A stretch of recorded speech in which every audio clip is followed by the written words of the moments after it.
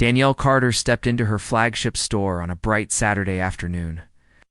The sun shone through the large front windows, making the displays of colorful dresses and scarves gleam. She pushed open the glass door and heard the soft chime that welcomed every customer. She breathed in deeply and smiled at the familiar scent of new fabric, mixed with the subtle hint of fresh coffee from the small seating area in the corner. It felt good to be back in the place she worked so hard to build. She wore a simple white blouse and dark jeans, her hair pulled into a neat ponytail. In one hand, she held her own store credit card, and in the other, her phone.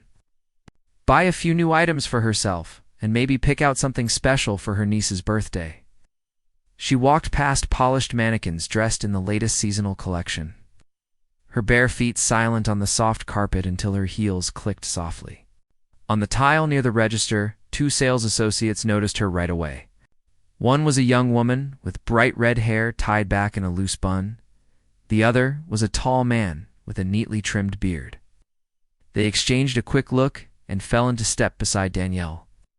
"Can I help you find something today?" the red-haired woman asked in a cheerful tone. Danielle nodded and said, "Yes, I'd like to buy this dress, please." She showed the woman the simple black dress hanging on a nearby rack. The woman reached for the dress and then looked back at Danielle with a puzzled expression. "Of course," she said.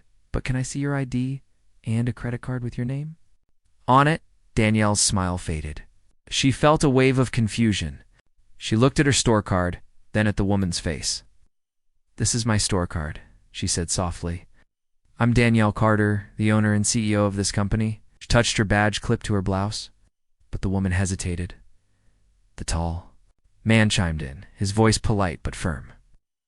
"We just need to follow our security policy. Please show us your ID." Danielle felt heat rise in her cheeks.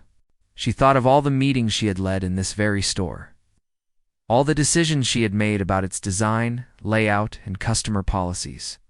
She had signed the paychecks for these employees. Now, they treated her like a stranger, a possible thief. She opened her wallet and handed over her driver's license and the store card. Her fingers trembled slightly. The woman examined the ID and the card side by side.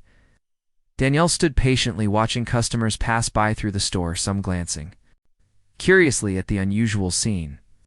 A mother with a baby in a stroller paused a few feet away, tilting her head as if trying to piece together what was happening.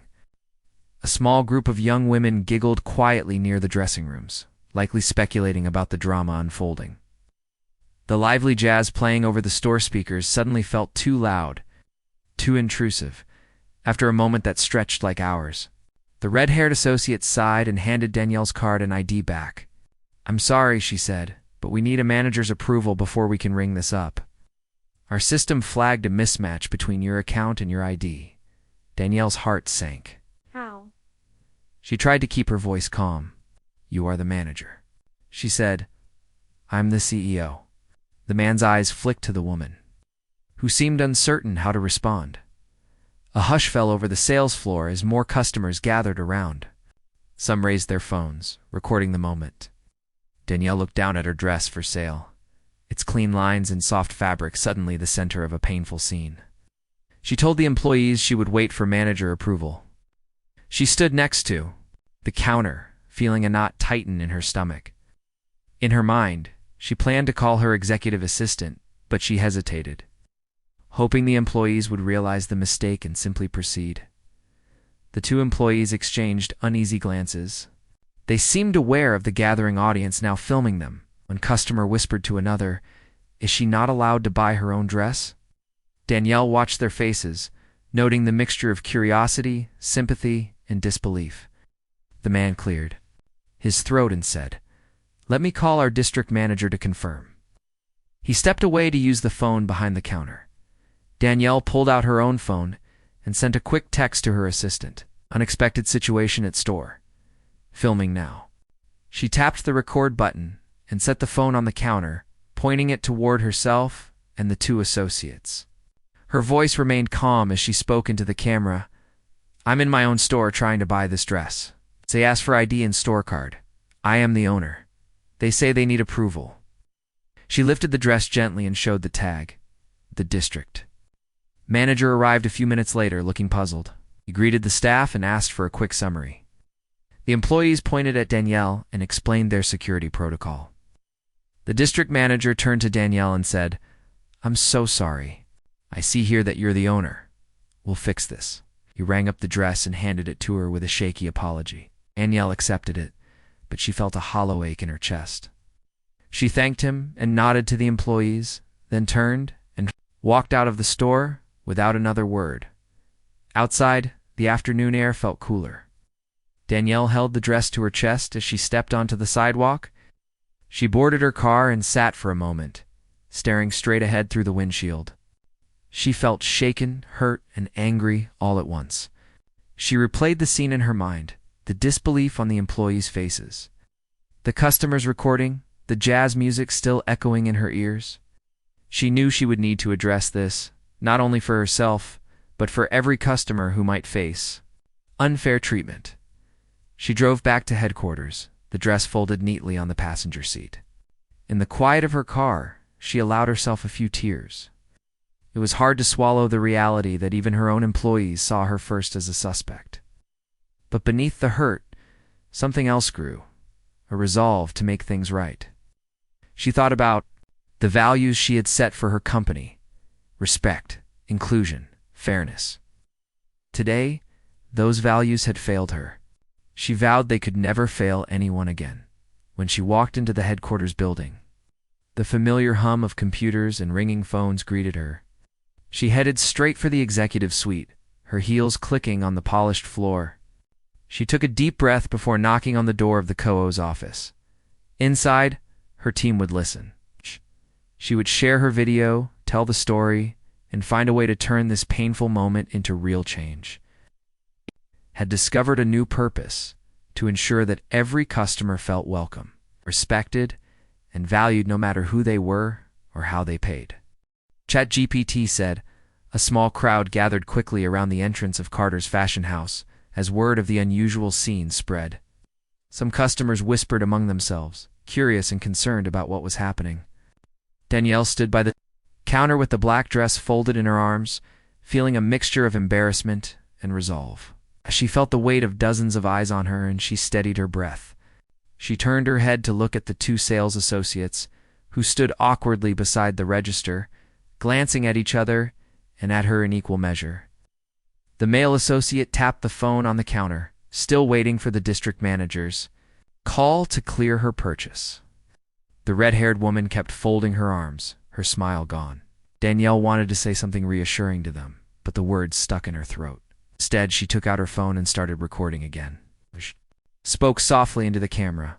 "I'm the CEO of this company. I'm trying to buy a dress in my own store, and they won't let me." She held the dress tag up, turning it so the camera could see the price and the style number. Some people in the crowd lifted their phones and began filming too.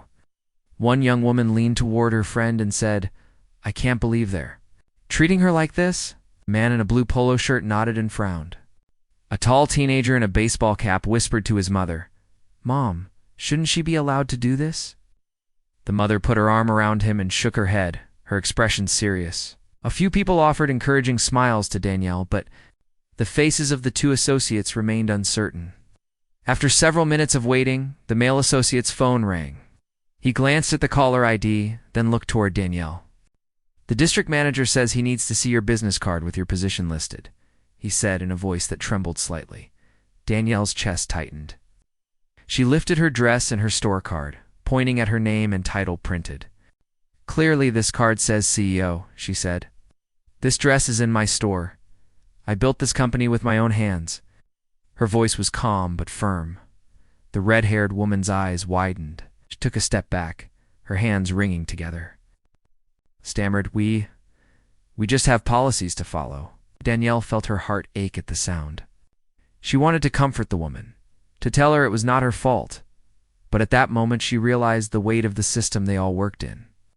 A cool draft from the air conditioner brushed across her neck. The soft jazz music that had once felt reassuring now sounded cold and distant. Danielle made a choice. She placed the dress gently on the counter and turned to the crowd. She raised her hand slightly and said, "I appreciate your patience." I will step outside for a moment. Without waiting for a response, she walked past the associates and pushed open the glass door. The bell chimed behind her as she left the store. She stood on the sidewalk facing the street, her back to the crowd. She let the door close and dialed her executive assistant's number. Her assistant answered on the second ring. "Sarah, I'm at the flagship store," Danielle said, her voice quieter now, but steady. "They are still refusing to sell me my own dress. Please call corporate security and let them know to stand by." She paused, listening to Sarah's quick response. "Also, start drafting a statement for social media. We need to address this publicly in the next hour." She hung up and took a deep breath, looking back at the store behind her. Inside, the sales associates watched through the window as Danielle stepped outside. They saw her make the call and felt a new tension in the air. Customers pressed against the glass, some pointing at Danielle, others looking to the associates for an explanation. The tall man swallowed hard and said, "We'd better call our security team." The red-haired woman nodded, her cheeks flushed with guilt. She picked up the phone behind the counter and dialed the number she had been given just in case of emergencies. Back on the sidewalk, Danielle stood near a parked car and began recording again. She looked directly into the camera lens. "I'm standing outside my own store on Main Street," she said. "I've been here 7 minutes. I have my ID, my store card, and my business card. Still, they will not let me buy this dress." She held the camera so it captured the store name in the background. A few passers-by slowed down at the corner, reading the store sign and listening to her words. Inside, the store phone rang. The associates looked at each other. The red-haired woman lifted the handset and cleared her throat. "Hello, this is Carter's Fashion House," she said, her voice wavering. The voice on the other end spoke quietly, and the woman's eyes grew wide. She dropped the phone onto its cradle with a soft click. "They're sending security," she told the bearded associate. Security guard arrived within minutes, his uniform sharp and his face unreadable. He held an earpiece in one ear and gave the employees a quick nod. He walked to the entrance and opened the door for Danielle. He spoke in a low voice. "Ms. Carter, the district manager requested I assist. Please come back inside." Danielle looked at him, then at the two associates. She nodded and walked back past them, her heels making a firm sound on the tile floor. The security guard stood close to her as they approached the counter. Danielle placed the dress on the counter again and looked the associates in the eyes. She said softly, "I want to understand why this happened." The red-haired woman glanced away, tears in her eyes. "I'm sorry," she whispered. I thought you were someone else." Danielle shook her head gently. "I'm more than someone else." She turned to the security guard and said, "Thank you for your help. You can step back now." The guard smiled politely and moved to a corner of the store. Danielle folded the dress neatly and looked at the associates. She said, "I will pay for this dress now." She handed her store card to the bearded man. He reached for it while the red-haired woman moved the register screen aside. The tone that had felt hostile now shifted into a hush of apology and shame. The man swiped the card carefully and pressed buttons on the register. Soft beep told them the transaction was approved. Danielle accepted the receipt and picked up a small paper bag with the store logo. She nodded to each associate and said, "Thank you, but we need to talk about this soon." Stepped away from the counter and walked to the door, turning back once to lock eyes with both of them. She opened the door, the bell chiming again, and left the store for the second time that afternoon. Outside, her phone buzzed with notifications. The live stream had reached hundreds of people, many leaving comments of support and outrage. She scrolled through a few messages. "You are so brave. This is awful. Thank you for standing up." She felt the anger in her chest soften into determination. She knew this was bigger than a dress. It was about trust, fairness, and respect for every customer who walked through those doors. Danielle took a deep breath of fresh air. Afternoon had changed into early evening, and the sky glowed with pink and orange. She tucked her phone into her bag and started walking back toward her car. She knew the next steps would be hard, but she also knew she had the strength to turn this moment into real change. As she walked down the sidewalk, she lifted her chin high, ready for whatever came next. ChatGPT said. Danielle walked into the glass-walled conference room carrying her phone and the small paper bag from the store. The late afternoon sun slanted through the windows, painting golden lines on the long wooden table. Around the table sat her core leadership team, Marcus, the coup, with his sharp suit and calm eyes. Alina, the HR director, flipping through a thick notebook, the head of security, leaning back in his chair. Danielle set the paper bag down and tapped her phone screen. The others looked up, sensing the urgency in her steps. She opened her camera roll and played the video she had just recorded in the store. The first clip showed the sales associates asking to see her ID. The next clip caught the tense moment when they refused her store card, even after she gave her name and title. Finally, the clip of the security guard arriving to confirm her ownership filled the screen. The room grew quiet. Marcus's eyebrows rose. Alina bit her lip. Jamal's hand rested on the table, fingers drumming a soft rhythm. The video ended, and Danielle paused before she spoke. I stood in my own store as a customer, she said, her voice steady but carrying the weight of hurt. I showed my ID, my store card, and my corporate badge. Still, they treated me like a stranger. They treated me like someone untrusted, someone they believed was stealing. They followed policy, but they've forgotten our values. She looked around the table. This goes beyond a mistake. It shows a gap between what we teach and what we practice. Marcus leaned forward. Danielle, thank you for bringing this forward so quickly. We need to understand how this could happen and how we can make sure it never happens again. His tone was measured, but Danielle sensed the tension in his posture.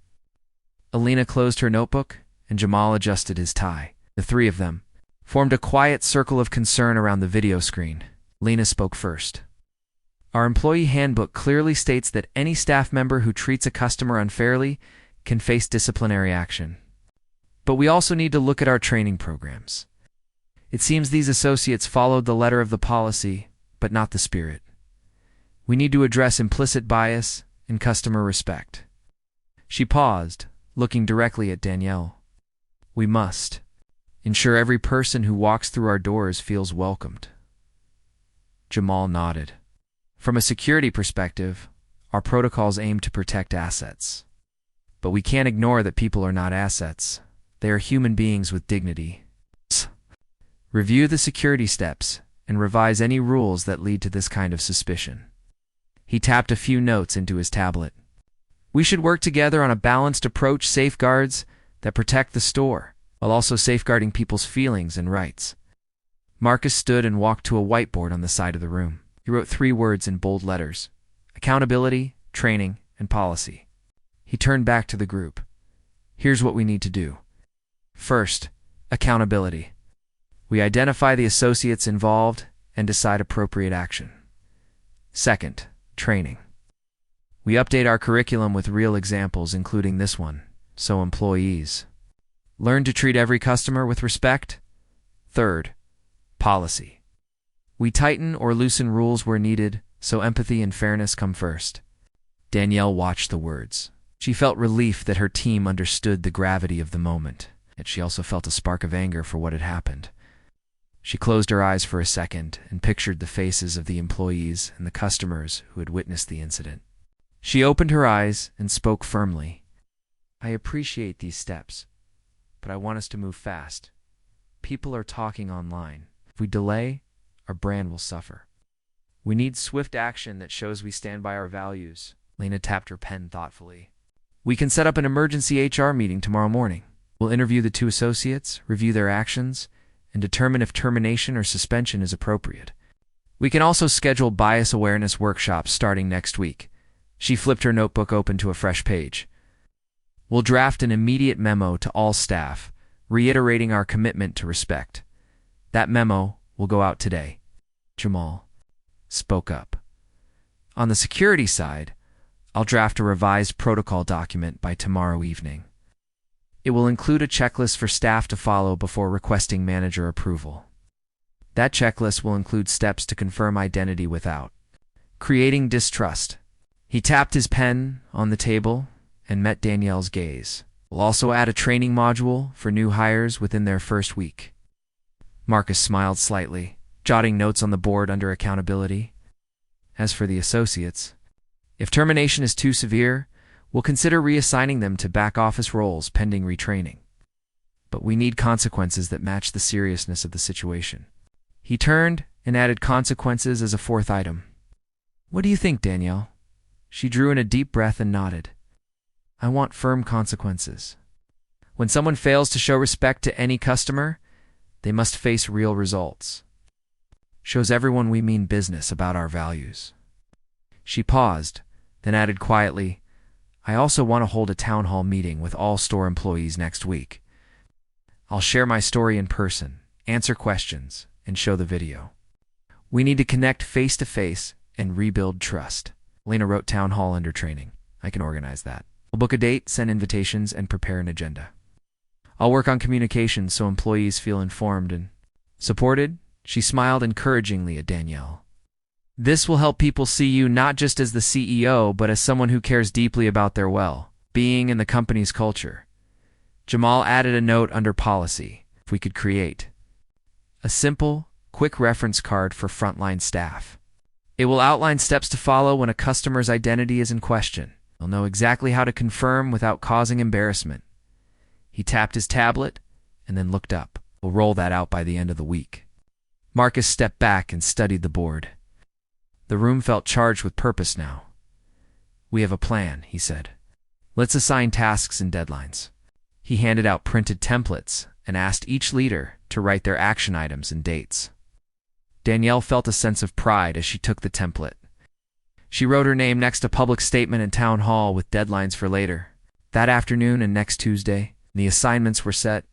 Marcus closed the meeting. Thank you, everyone. Let's move quickly and show our customers we stand for respect. The team gathered their things. Lena collected the templates. Jamal slid his tablet into his bag. Marcus walked over to Danielle and placed a hand on her shoulder. You handled this with strength, he said quietly. We'll fix it together. Danielle smiled, grateful for her team's support. As she left the conference room, she felt lighter than before. She had turned her hurt into a clear plan for change. The hall outside, she paused and looked at her reflection in the glass windows. She adjusted her ponytail and straightened her blouse. She thought of the flagship store and the video that had sparked this meeting. Then she picked up her phone and tapped out a few lines to Sarah. Great progress in meeting. Action plan. Set.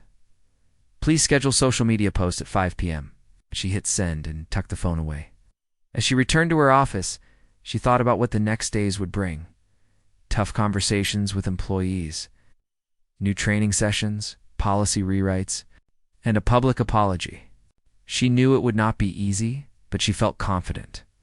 She had faced a painful truth, and now she would lead her company through real change. In that moment, Danielle felt more like a CEO than ever before.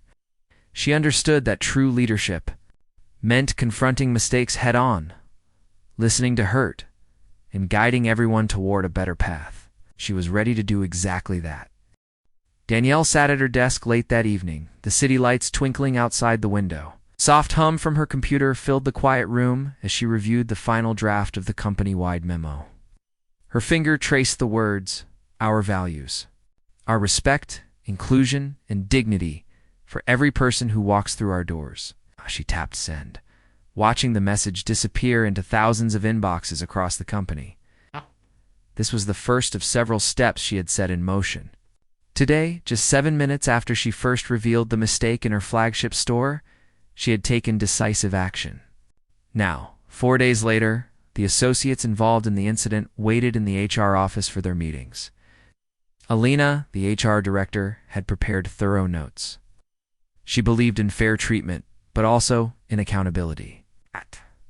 Danielle checked her watch. It was time to address the outcome. In the HR suite, the two associates sat side by side on simple chairs. The red-haired woman, Maria, fidgeted with her badge, and the bearded man, Carlos, kept his gaze on the floor. They looked exhausted and ashamed. Around them, the room was calm and professional. No cameras, no crowd, just a private space for tough conversations. Alina opened the meeting, her voice gentle but firm. "Thank you for meeting with us," she said. "We've reviewed the video from the store and the statements you provided. We understand you were following policy, but we also see the harm caused." Maria lifted her head and met Elena's eyes, tears welling up. Carlos wiped his hands on his pants, his shoulders tense. Danielle entered and greeted them quietly. She stood near the window, arms crossed, observing them with compassion tempered by resolve. She spoke softly. "I want you both to know that I value the work you have done for this company. But what happened that day cannot stand. When any customer feels unwelcome or hurt, it goes against everything we believe." She paused to let the words sink in. Carlos spoke first. His voice shook. "I'm sorry. I didn't recognize you, and I thought I was doing my job. Never meant to offend you or any customer." Maria nodded, wiping her eyes. "I panicked when the system flagged a mismatch. I felt pressure to follow the rules." Elena listened, her pen over a notebook, capturing every word. Danielle nodded. "I understand you followed the rules, but we also want rules that respect people. If you ever feel unsure, you can ask a manager quietly, without embarrassing someone. You can offer to show them the phone number for corporate or suggest a private conversation." She looked at Elena and then back at the associates. "We'll update our procedures, but we also need you to show that you learned from this." Elena cleared her throat. "Based on our policy and the impact, we have decided that you will both be reassigned to a different role for 1 month. During this time, you will complete an intensive customer respect workshop and a bias awareness course. After 1 month, we will meet again to review your progress. If you demonstrate understanding and improvement, you may return to your roles." Maria and Carlos exchanged relieved looks. Carlos managed a small smile. "Thank you," he said. "I want to learn and do better." Maria sniffed and nodded. "I will do everything I can." Danielle offered a gentle smile. "I believe in second chances," she said. "This company is nothing without its people. Let's learn together and grow stronger." The associates stood, shaking hands with Elena and Danielle, gratitude replacing. Shamed after the HR meeting, Danielle returned to her office. She felt the weight of leadership, but also relief that tough choices had been made. She opened her notebook and wrote "fire" or "reassign." At the top of a blank page, the question had hovered in her mind all week. She reflected on the purpose of her decision to hold people accountable, but also to teach and support them. She wrote balance, justice with compassion. She turned to the policy updates. She drafted bullet points for the new quick reference cards for store teams. Each card would list friendly steps, greet the customer, ask clarifying questions, offer to call a manager, suggest a private space for verification. She imagined the card in the hands of a nervous associate, guiding them to act with kindness. She smiled, knowing these small tools could make a big difference. Her phone buzzed. It was Sarah, her executive assistant. The social media statement needed final approval. Danielle opened the draft. "We deeply regret the recent incident in our flagship store. We have taken swift action, updated our policies, and reaffirm our commitment to respect." She added one more line. "We thank our customers and team members for their feedback and support." She hit approve, then drafted a quick post for the company's official channels. With that complete, she glanced at the clock. It was past 8. Her energy was low, but her mind raced with possibilities. She thought of the town hall, meetings scheduled for next week. She would share her own story, play the video, and answer questions. She would stand on that stage and tell employees, "I am one of you." I felt hurt, and I felt determined to change things. She wanted everyone to know she saw them, heard them, and valued them. The next morning, Danielle arrived at the store, unannounced again. It was Wednesday, midweek, a quieter day. She pushed open the door, and the bell chimed. She walked through the racks, dressed in jeans and a soft sweater. A new team greeted her with warm smiles. This time, a friendly associate named Jasmine approached. "Good morning, Ms. Carter," she said. "Welcome back. How can I help you today?" Danielle felt a spark of hope. The tone was different, genuine, respectful. "Hi, Jasmine," Danielle said, smiling. "I'd like to look at those scarves over there." They walked together to a display of colorful silk scarves. Jasmine explained the quality, the design inspiration, and even shared a story about the local artist who helped create the prints. Danielle felt the atmosphere shift. No tension, no awkward glances, just friendly service. She selected a deep blue scarf and brought it to the register. Jasmine greeted her colleague with a polite nod and scanned the item. When Danielle handed over her card, Jasmine smiled and said, "Thank you, Miss Carter. Your total is $45. Would you like it gift-wrapped?" Danielle's heart lightened. "Yes, please," she said. As Jasmine wrapped the scarf, Danielle watched the care in her hands. The music playing softly over the speakers felt warm and inviting. When the scarf was wrapped, Jasmine handed it over with a card that read, "Thank you for shopping with us. Have a wonderful day." Danielle took the package and said, "Thank you, Jasmine. You did a great job." Jasmine beamed. "Thank you, ma'am. We're always happy to help." Danielle left the store without a hitch. Outside, she paused and looked back at the entrance. She smiled, feeling the day's success. Back at headquarters, she reported her visit. Marcus, Alina, and Jamal gathered around her office door. They asked about the experience. She told them about Jasmine's warmth, the smooth sail, and the change in atmosphere. Marcus nodded, pleased. "That's exactly what we want," he said.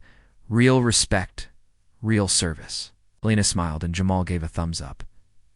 That afternoon, the company-wide town hall meeting took place in the main auditorium. Employees filled the seats, chatting quietly. When the lights dimmed, Danielle stepped onto the stage. She looked out at the crowd, saw familiar faces, nervous smiles, and hopeful eyes. She took a deep breath and spoke, "Thank you for coming. Today I want to share something personal." She told the story of arriving at her store and being denied. She played the video, and the room fell silent. When it ended, she spoke again. "I felt hurt. I felt like I was invisible. But in that moment, I also felt determined. I knew we had to change." She described the swift actions, the memo, the HR decisions, the policy updates, the new training, the quick reference cards, and the steps they took as a team. As she spoke, she saw nods of understanding. She invited questions, and employees raised their hands. Cashier asked, "How can we handle similar situations?" Danielle answered with clear steps. A manager asked about the new policy cards. She passed samples through the aisles. Security guard asked for clarification on the checklist. Jamal joined her to explain. The meeting felt alive with energy and purpose. When the town hall ended, employees lingered, thanking Danielle for her honesty and leadership. Some said they felt proud to work for a company that faced its mistakes and grew from them. Others shared ideas for further improvements. Danielle listened, took notes, and promised to follow up on each suggestion. That evening, she returned to her office, more tired than ever, but full of satisfaction. She thought about the journey from the moment she was denied in her own store to the positive changes now unfolding. She realized leadership meant more than titles or paychecks. It meant standing up for values, listening with an open heart, and guiding others with empathy. She sat back and smiled, knowing part 4 of this story had led to real transformation. And tomorrow, she would continue building a company where every person felt seen, heard, and valued, no matter who they. Danielle woke early the next morning, a gentle excitement stirring in her chest. The sun was not yet high, but light seeped through her curtains. She dressed in a soft green blouse and dark trousers, feeling ready for whatever the day would bring. Today, she planned to visit the community center where her company had partnered with a local nonprofit to host a workshop on bias awareness. She poured a cup of tea and carried her notebook filled with notes from the town hall meeting. She wanted to see how the lessons they learned in the flagship store could reach beyond their walls. When she arrived at the community center, she was greeted by smiling faces. Volunteers arranged chairs in a wide circle and placed colorful posters on the walls that read, "Respect everyone and we all belong. A long table held tea, coffee, and small pastries. A few people from her company, Lena, Jamal, and some store managers were already there. They waved her over and handed out name tags. Danielle pinned hers on and felt a sense of unity swell inside her. The workshop began with a simple icebreaker. Each person said their name and shared one thing they liked about their community. The room buzzed with friendly chatter. A teacher talked about how much she loved the school's garden, a baker said. She admired the way neighbors helped one another. A teenager said she valued her friends for their kindness. It was Danielle's turn, she said. I love how people can come together to learn and grow. She paused and then added, just like our company did this week. A ripple of applause followed. Alina led the next activity. She showed a short video that explained what bias means and how it can affect our actions, even when we do not intend harm. The video was simple, with clear examples and animations of people in everyday situations. One scene showed a person waiting while someone else received help. Another showed a customer being asked to prove their identity when they were obviously a guest. After the video, the group broke into small teams to discuss times they felt misunderstood or judged.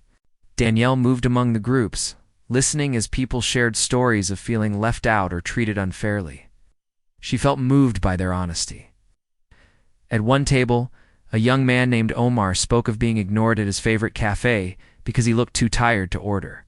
A woman named Priya said she once had to prove her address 5 times when setting up internet service.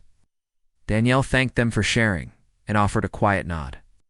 I felt that way myself, she said softly, when my own team did not recognize me as the CEO in my own store.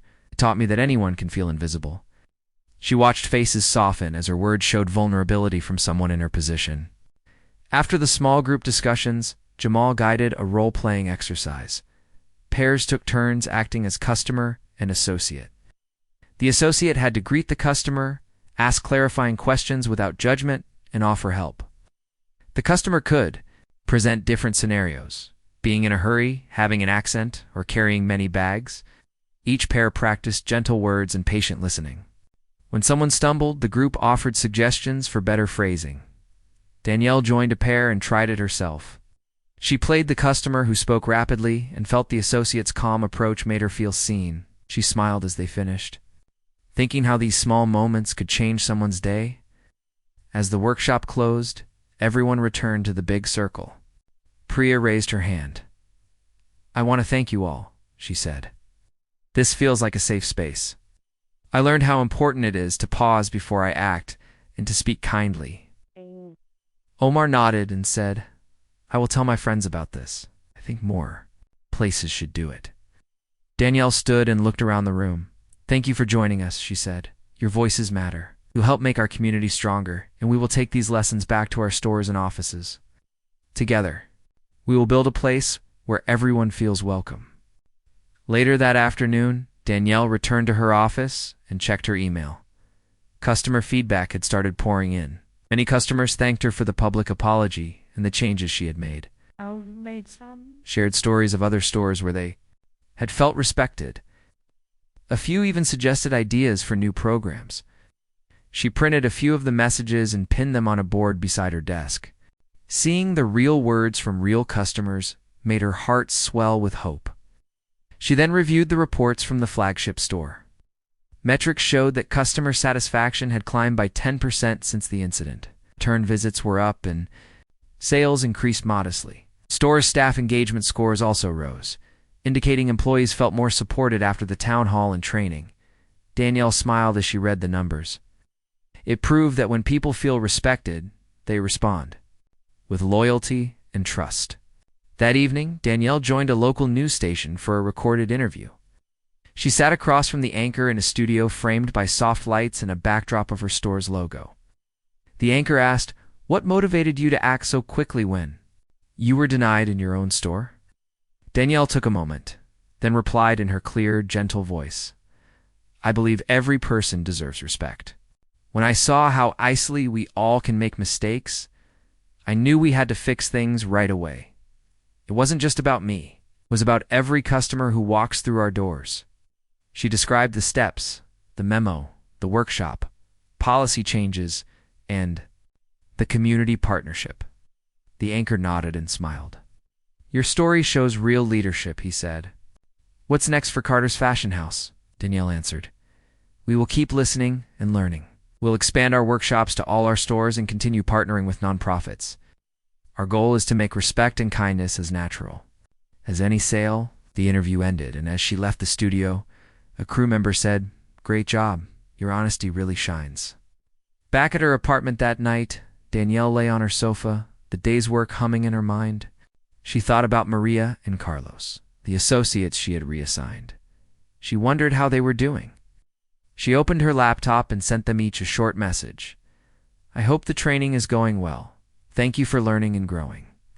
She smiled when she saw their quick replies of thanks. She felt gratitude for their willingness to change. She closed her laptop. Her phone buzzed with a message from Sarah. Video editor ready for part 2 of our brand story. Thoughts? Sat up and thought for a moment. She wanted the next video to feature customers sharing positive experiences. She typed back, Let's film customers and staff in real moments of kindness. Keep it simple and authentic. She hit send and leaned back, letting her tired eyes close. In the days that followed, Danielle continued to visit stores, speak at events, and meet with her team. She saw Jasmine at the flagship, now training new hires on friendly service. She saw Maria and Carlos return to the floor, more confident and caring. She watched video clips of workshops in other cities. Each showed real people working hard to treat others with dignity. One afternoon, as she walked through a busy mall, she passed a small Carter's Fashion House. Through the window, she saw an associate greet a customer with a warm smile and a kind word. The customer smiled back and picked out a scarf. Danielle paused to watch the scene, feeling a deep sense of fulfillment. She knew the journey was not over.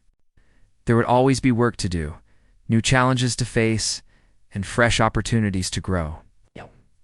But in that simple moment, she felt proud. Proud of her team, proud of her company, and proud of herself for turning a painful denial into a movement of respect. She stepped forward, opened the door, and joined the flow of happy customers, ready to serve them with kindness, just as she had always dreamed.